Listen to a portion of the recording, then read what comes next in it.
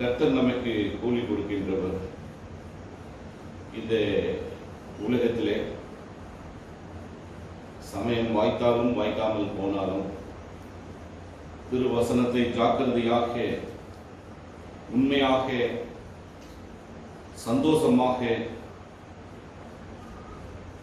வானத்தையும் பூமியும் உண்டாக்கின கர்த்தருக்கு நான் வேலை செய்கிறேன் என்கிற ஒரு சாட்சியோடு சந்தோஷத்தோடு நாம் வேலை செய்யும் போது ஆண்டவர் நம்ம என்ன பண்ணுகிறார்? நமக்கு ஆண்டவருடைய பலனை தருகிறார். தேவ தூதர்களுடைய ஒத்தாசையை தருகிறார். நமக்கு பணிவிடை செய்வதற்கு தேவ தூதர்களை ஆண்டவர் அனுப்புவார். நாம் செய்ய வேண்டியது ஒரே ஒரு காரியம், உண்மையும் உத்தமமாக ஆண்டவருக்கு செய்ய வேண்டிய ஒரு மிக முக்கியமான வேலை. அப்படிப்பட்ட கிருபையை ஆண்டவர் நம் ஒவ்வொருவருக்கும் தந்தரும்படியாக ஆண்டவரிடத்திலே நாம் உண்மையாக நாம் நம்மை ஒப்புக் கொடுப்போம். இந்த அருமையான காலை வேளையிலே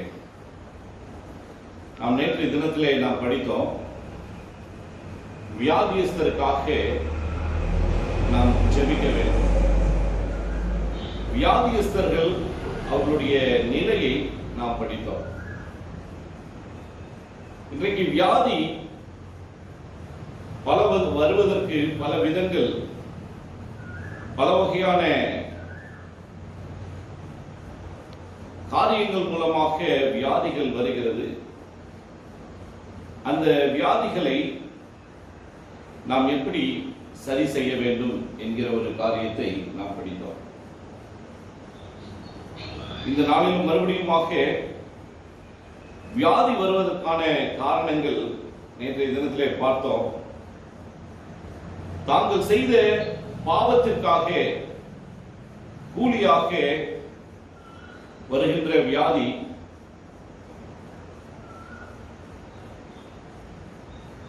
அவன் செய்த பாவங்களுக்காக வருகிறது நிமித்தமாக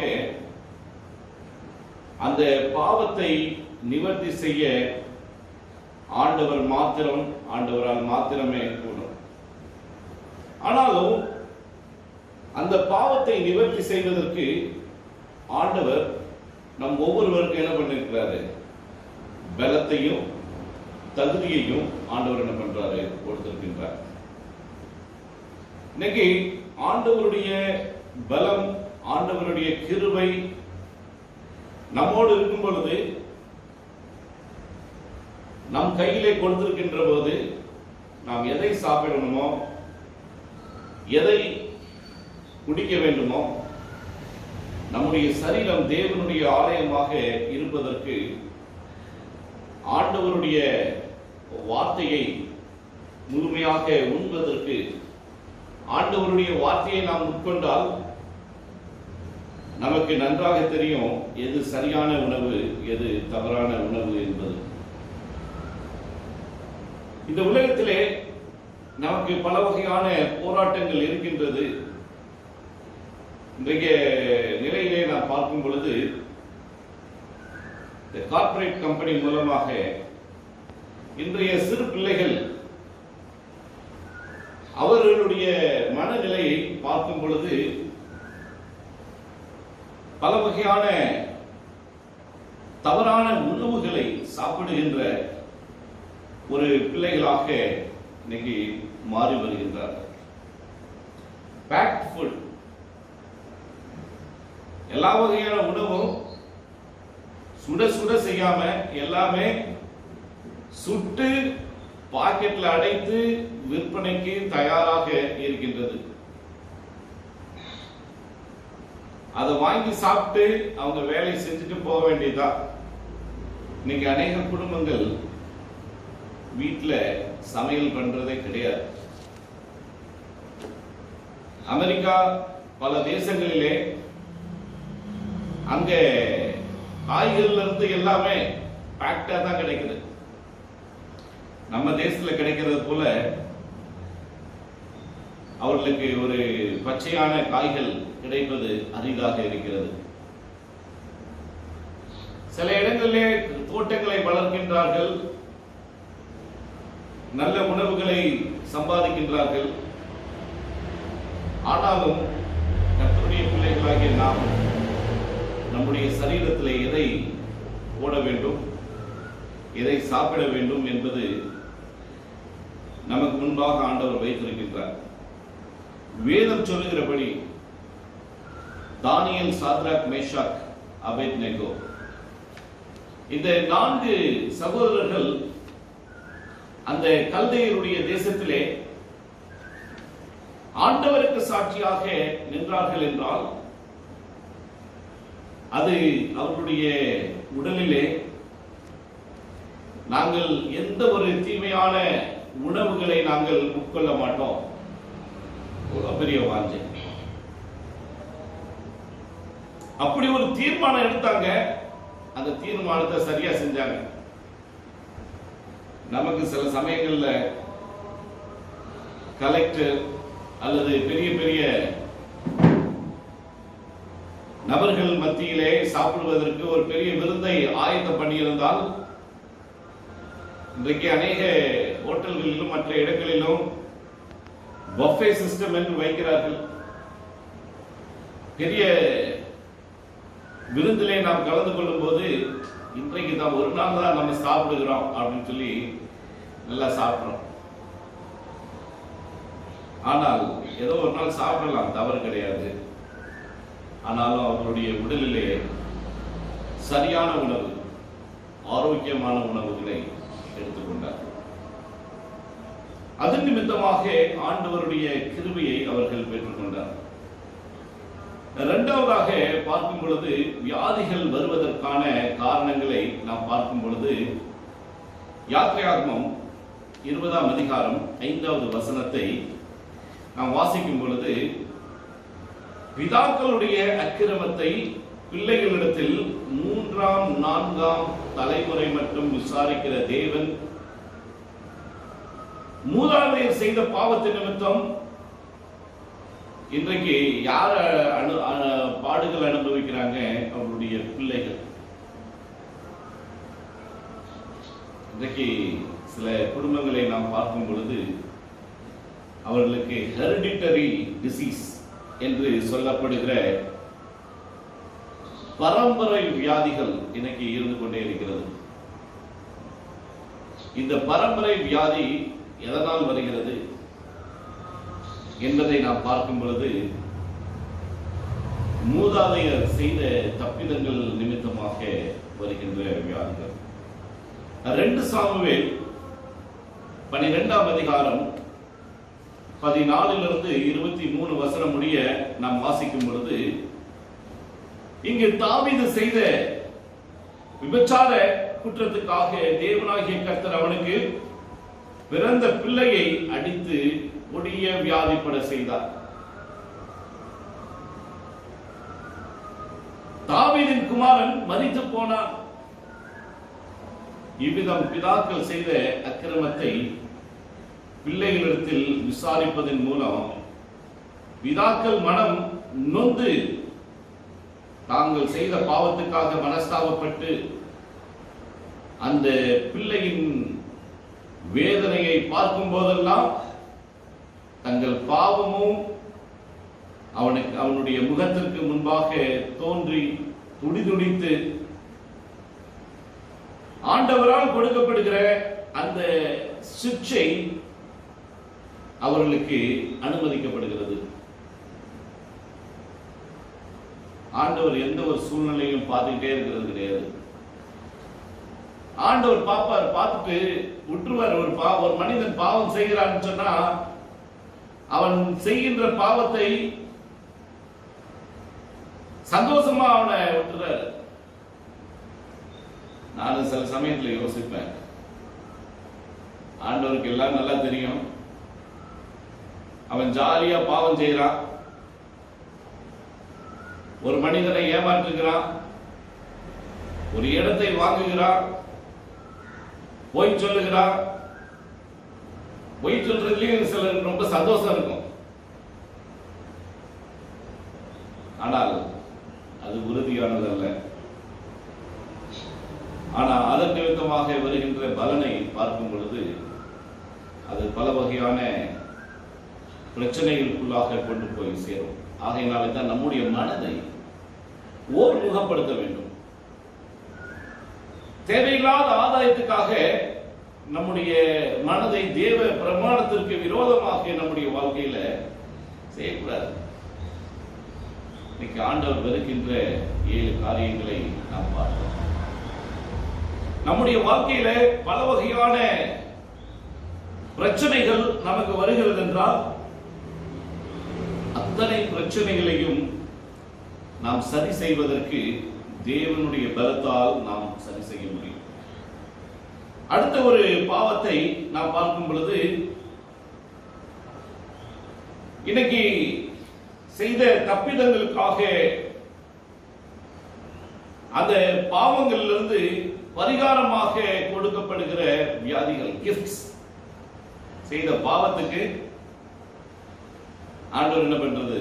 கரெக்டா அவனுக்கு எந்த இடத்துல செக் வைக்கணுமோ அந்த இடத்துல செக் வைக்கிறார். இன்னைக்கு இந்த உலகத்துல இருந்து எந்த மனுஷனும் பாவம் செய்து தப்பித்துக் கொள்ளவே முடியாது. ஆகையினால்தான் நாம் அதிகாலையிலே நாம் ஆண்டவருடைய சமூகத்திலே வந்து, ஆண்டவரே இந்த நாளை எங்களை ஆசீர்வதியும், இந்த நாளிலே உனக்கு உம்முடைய கிருபையினாலே எங்களை நடத்தும் அப்படின்னு சொல்லி ஆண்டவருடைய சமூகத்தில் ஒப்பு கொடுக்கிறோம். அதே போல மதியமும் தயவு செய்து மிக முக்கியமான நேரம் மதியமும் நீங்க எங்க இருக்கிறீங்களோ ஒரு மணிக்கு தேவனுடைய சமூகத்திலே அமர்ந்து ஆண்டவருடைய நாமத்துக்கு நன்றி செலுத்தி ஒரு 10 நிமிடமாவது ஆண்டவருடைய சமூகத்துக்கு நேராக உங்களுடைய கண்களை ஏறிடுங்க. நேரமே கிடைக்கவில்லையா? நாம் சாப்பிட போறதுக்கு முன்னால ஒருவேளை ஹோட்டல்ல உட்கார்ந்து சாப்பிட்டு இருக்கோமா? ஒரு நல்ல ஒரு ஹோட்டல்ல பாருங்க, அந்த இடத்துல அமைதலான ஒரு நேரத்தை, அந்த ஒரு வேளையில ஆண்டவருடைய நாமத்தை தியானித்து ஆண்டவருக்கு நன்றி செலுத்தி நம்முடைய மனதை ஆண்டவருக்கு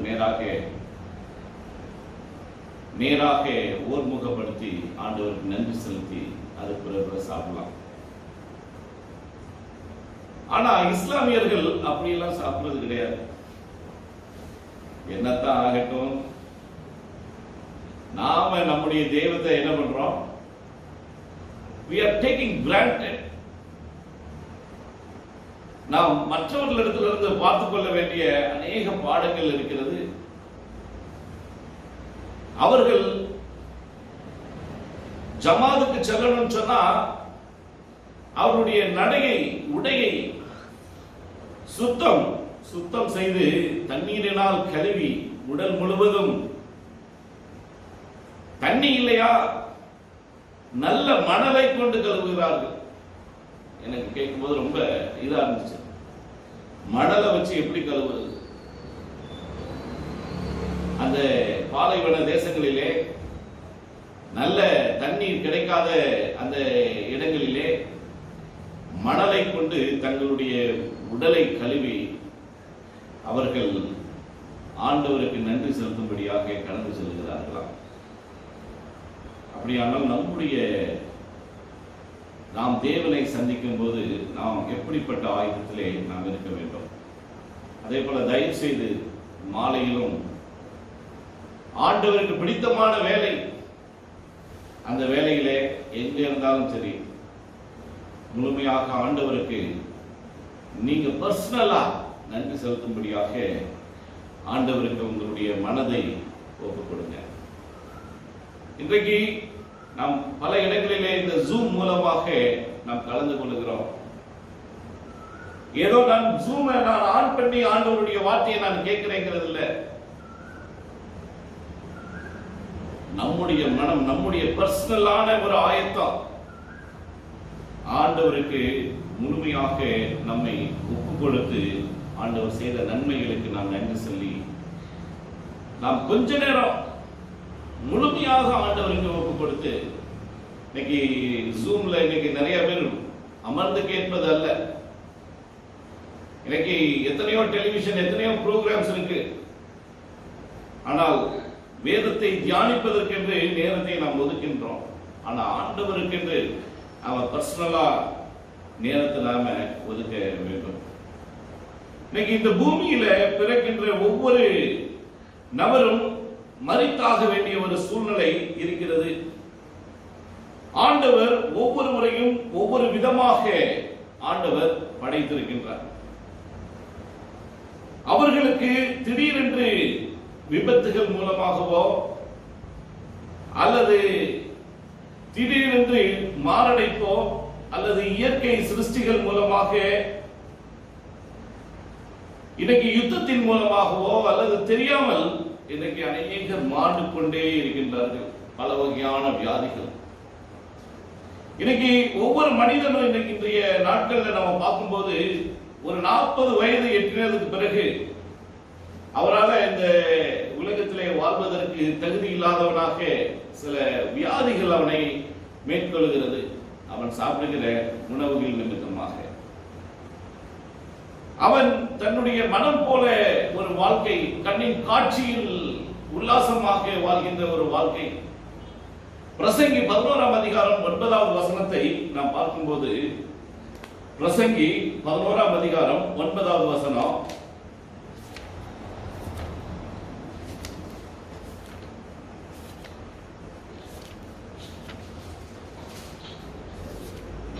வாலிபனே உன் இளமையிலே சந்தோஷப்படு, உன் வாலிப நாட்களிலே உன் இருதயம் உன்னை பூரிப்பாக்கட்டும்.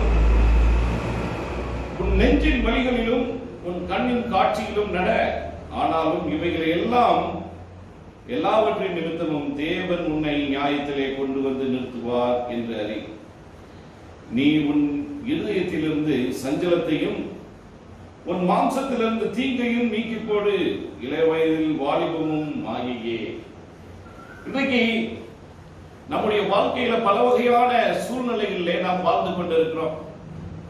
இன்னைக்கு விரும்பியவைகள் எல்லாம் அடைய இஷ்டம் போல வாழ்ந்தது நிமித்தமாக இன்றைக்கு நமக்கு பல வகையான வியாதிகள் நமக்கு வந்து கொண்டிருக்கிறது. அது நிமித்தமாக நம்முடைய ஆயுள் நாள் குறைக்கப்படுகிறது. இன்றைக்கு 40 வயது மட்டும் அவங்க கல்ல போட்டால் அவங்க செமிச்சு போயிருக்கு. ஆனா அடுத்த 40 வயதுக்கு மேல அவர்களுக்கு வருகிறது அதனுடைய தண்டனை காலத்துல. அவர்கள் செய்த தப்பிதங்கள் நிமித்தமாக பல வகையான பிரச்சனைகள் வருகிறது. இன்னைக்கு எசேக்கியா ராஜாவை நாம் பார்க்கும் பொழுது, அவன் முந்தின பாவ வாழ்வை நாம் பார்க்கும் பொழுது, அவனுடைய கடமைகளையும் அந்த கடமைகளிலே சில பாவங்கள் மீறுதல்கள் நடந்திருக்கின்றது. ஆகியனால்தான் அவன் தேவனிடத்தில் மனஸ்தாபப்பட்டு தேவனிடத்தில் தன்னுடைய வியாதிக்கு ஊடாக அவன் இடப்படுகிறான். பாவ அறிக்கை செய்து தேவனுடைய இரக்கத்தை மன்றாடும் போது ஆண்டவர் என்ன பண்றாரு? அவனுடைய பாவங்களை மன்னித்து அவனுக்கு இறங்கி அவனுடைய விண்ணப்பத்தை கேட்டு அவனுக்கு ஆயுசு நாட்களை அதிகமாக கொடுக்கும்படியாய் தம்முடைய சித்தத்தின்படி அவனுடைய வியாதியை ஆண்டவர் என்ன பண்ணுகிறார்? நீக்கி சொஸ்தமாக்குகிறார். அவனுடைய கிருபை நிமித்தமாக அவனுடைய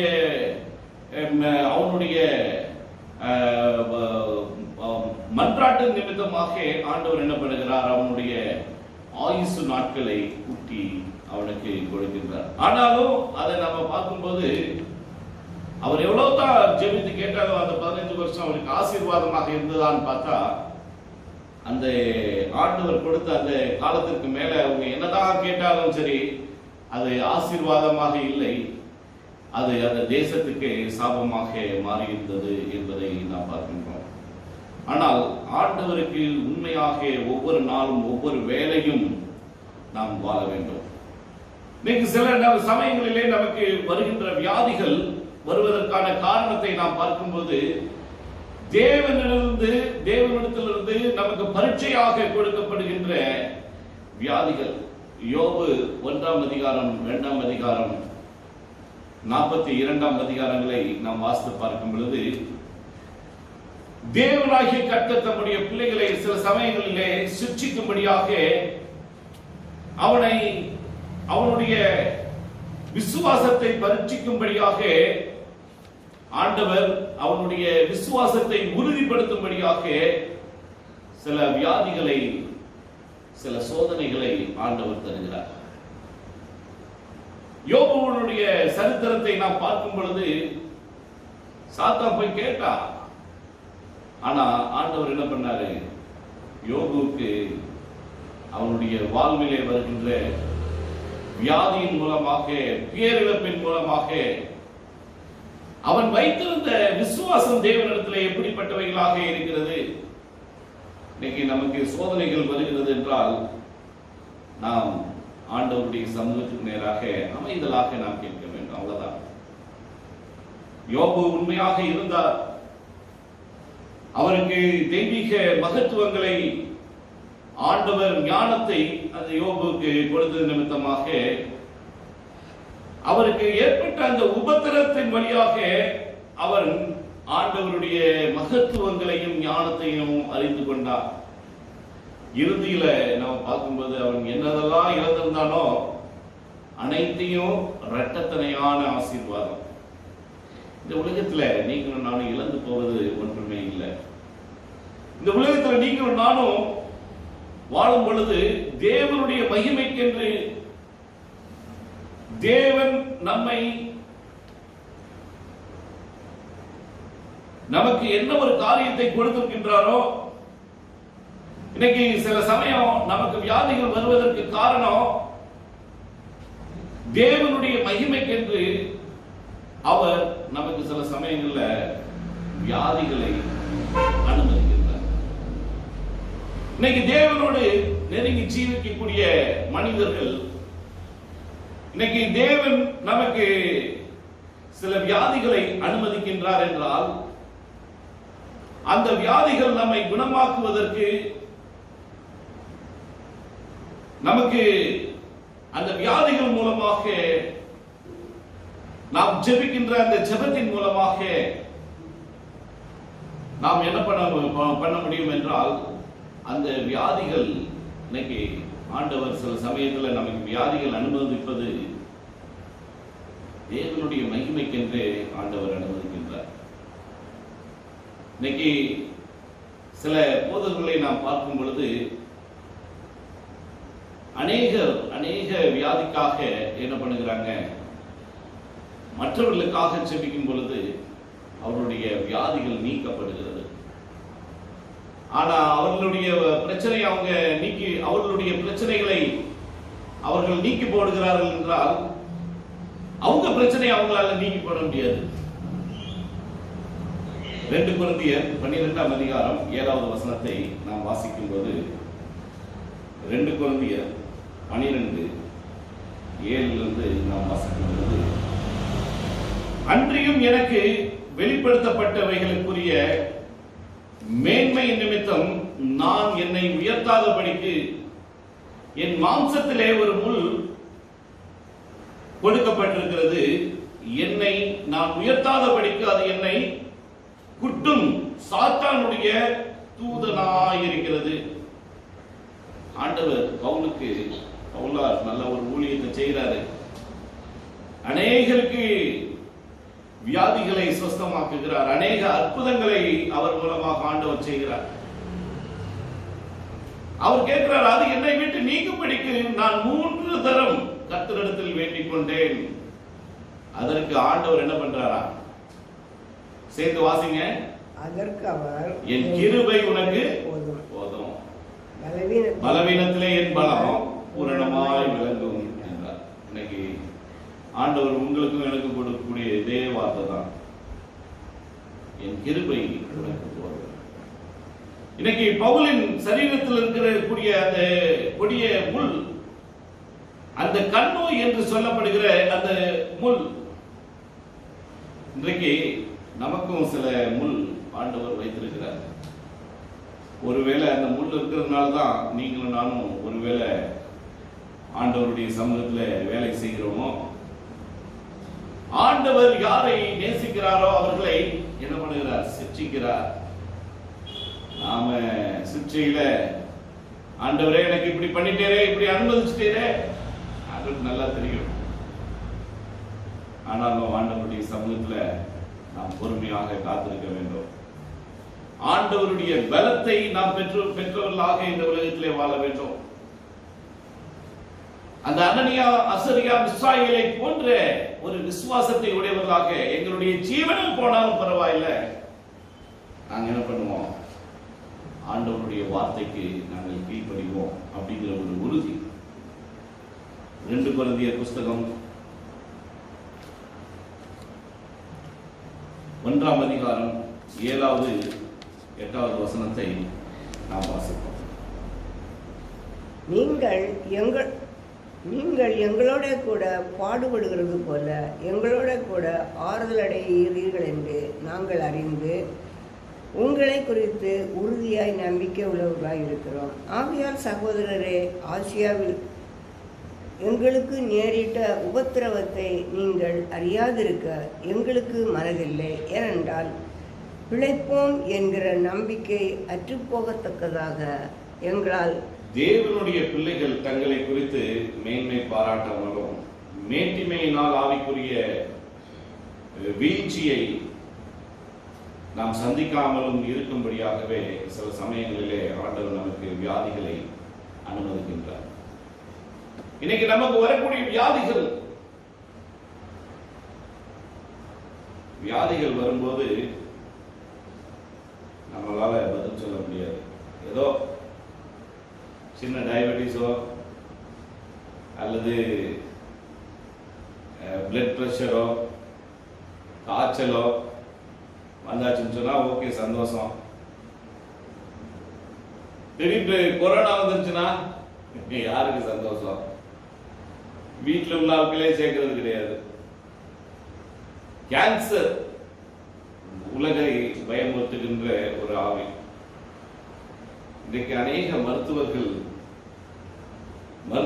கொடுக்கின்ற ஒரு வார்த்தைகளை பார்க்கும்போது அதற்கு இவ்வளவு செலவாகும், அவ்வளவு செலவாகும், நீங்க பிச்சை எடுத்தாலும் எங்களுக்குள்ள மருந்துகளுக்கு தேவையான பணத்தை நீங்க செலுத்தினால் அந்த உங்களுடைய வியாதிக்கு நாங்கள் மருத்துவம் கொடுப்போம். இன்னைக்கு அநேக பணத்தை அங்கும் இங்குமாக வாங்கி அது ஒரு பிசினஸா இன்னைக்கு அநேகர் நடத்தி கொண்டிருக்கிறாங்க. இன்னைக்கு நீங்களும் நானும் ஆண்டவருடைய சமூகத்துல முழுமையாக ஆண்டவர் நம்மை ரட்சிக்க தகுதியுடையவர், நம்மை படைத்தவர், நம்மை சிருஷ்டிகர்த்தர். ஆண்டவருடைய ரட்சிப்பின் திட்டத்தை இந்த உலகத்திலே நீங்களும் நானும் நாம் உண்மையாக நாம் செய்து ஆண்டவருடைய ரட்சிப்பின் திட்டத்தை நாம் நிறைவேற்ற ஒரு பாத்திரமாக இந்த உலகத்திலே நீங்கள் நான் வாழ வேண்டும். லூக்கா 23ஆம் அதிகாரம் 35வது வசனம். அங்கே ஆண்டவராகிய இயேசு கிறிஸ்துவோடு தொங்கின மற்ற ஒரு கல்லனை நாம் பார்க்கும் பொழுது, இவன் மற்றவர்களை ரட்சித்தால், இவன் தேவனால் தெரிந்து கொள்ளப்பட்ட கிறிஸ்துவானால் தன்னைத்தானே ரட்சித்துக் கொள்ளட்டும் என்றார். இன்னைக்கு அங்குள்ள மக்களை நாம் பார்க்கும் பொழுது ஆண்டவருக்கே அந்த நிலை. தன்னைத்தான் ரட்சிப்பதற்கு திராணி இல்லாத ஒரு நிலைக்கு இந்த வானத்தையும் பூமியையும் படைத்த அந்த சர்வ சக்திக்கு அவர்கள் பரியாசம் செய்வதற்கு ஆளாக்கப்படுகிற ஒரு சூழ்நிலையை நாம் பார்க்கும் பொழுது, அந்த மனநிலையிலே நாம் ஆண்டவருடைய மனநிலை எப்படிப்பட்ட ஒரு மனநிலையாக இருக்கின்றது? ஒருவேளை சொன்ன வார்த்தைக்காக ஆண்டவர் ஒரு வார்த்தை சொல்லியிருந்தா அவங்களை அப்படியே பஸ்பமாக்கி இருப்பார். ஆனா ஆண்டவர் என்ன பண்ணல, வாய் திறவாத ஆட்டுக்குட்டியை போல கல்வாரி சிலுவையிலே, பிதாவே இவர்கள் செய்கிறது இன்னதென்று அறியாதிருக்கின்றார்கள், இவர்கள் பாவத்தை மன்னியும். இன்னைக்கு சில சமயங்கள்ல நமக்கும் அதே போல பரிகாசங்கள் வரலாம். தேவனுடைய பிள்ளைகள் ஏன் இவர்களுக்கு சில கொடிய வியாதிகள், வேதனைகள், கஷ்டங்களை அனுபவித்து வருகின்றார்கள். இவருடைய வியாதியஸ்தருக்கு மற்றவர்களை குணமாக்குகிறார்கள். ஆனால் இவர்களை குணமாக்குவதற்கு தகுதி இல்லாமல் இருக்கின்றார்கள். இன்னைக்கு ஒருவேளை நீங்களும் நானும் சில சமயங்களிலே நமக்கு ஆண்டவருடைய கிருபையை நாம் கொண்டிருக்கிறோம், மற்றவர்களுக்கு சீர் செய்திருக்கிறோம். ஆனா நம்முடைய பிரச்சனைகளை நாமாவே மாற்றிக்கொள்ள முடியாமல் இருக்கலாம். ஆனால் எனக்கு அருமையான சகோதர சகோதரி, இந்த காலை வேளையிலே நம்முடைய வாழ்க்கையில எந்த ஒரு பிரச்சனைகள் இருந்தாலும் ஆண்டவரன் என்னுடைய பிரச்சனைகளை நீ மாற்றும்,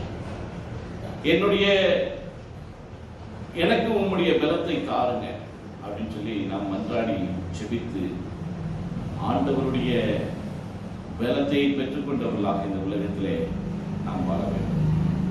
கடைசியாக ஒரு காரியம் இந்த நாளிலே நாம் நாளை தினத்திலே நாம் படிப்போம்.